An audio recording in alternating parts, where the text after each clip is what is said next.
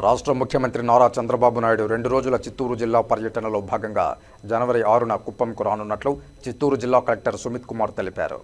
ఆదివారం ఉదయం చిత్తూరు జిల్లా కలెక్టర్ సుమిత్ కుమార్ మీడియాతో మాట్లాడుతూ రాష్ట్ర ముఖ్యమంత్రి చంద్రబాబు నాయుడు చిత్తూరు జిల్లా కుప్పం పర్యటనలో భాగంగా జనవరి 6, 7 మరియు 8వ తేదీల్లో పర్యటించనున్నారని, ఇందులో భాగంగా మొదటి రోజు 6వ తేదీ సోమవారం ఉదయం 11:50 ద్రవిడ యూనివర్సిటీలో ఏర్పాటు చేసిన హెలీప్యాడ్ చేరుకుంటారన్నారు.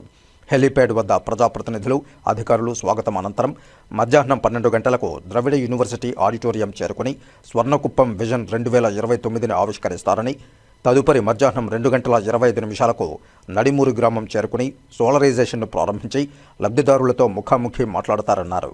అనంతరం సాయంత్రం 4 గంటలకు సేగలపల్లి గ్రామానికి చేరుకుని ప్రకృతి వ్యవసాయ రైతులతో సంభాషణ, ప్రకృతి వ్యవసాయం విజన్ డాక్యుమెంట్ ఆవిష్కరణ మరియు NOC-LMతో MOU కుదుర్చుకుని కార్యక్రమంలో పాల్గొంటారన్నారు.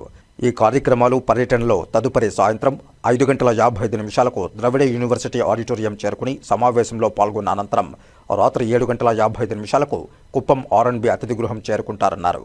పర్యటనలో 2వ రోజైన 7వ తేదీ మంగళవారం ఉదయం 10 గంటలకు కుప్పం R&B అతిథి గృహం నుండి బయలుదేరి ఉదయం 10:05 కుప్పం తెలుగుదేశం పార్టీ కార్యాలయానికి చేరుకుని జననాయకుడు సెంటర్ ప్రారంభించి ప్రజల నుండి వినతుల స్వీకరణ కార్యక్రమంలో పాల్గొని మధ్యాహ్నం 12:20 కంగుంది గ్రామం చేరుకుని కీర్తిశేషులు శామన్న గారి విగ్రహ ఆవిష్కరణ గావించి అలాగే మధ్యాహ్నం 1:20 కుప్పంలోని NTR స్పోర్ట్స్ కాంప్లెక్స్ చేరుకుంటారని, తదుపరి మధ్యాహ్నం 2 గంటల నుండి సాయంత్రం 4:30 వరకు వివిధ అభివృద్ధి కార్యక్రమాలకు శంకుస్థాపన చేస్తారన్నారు.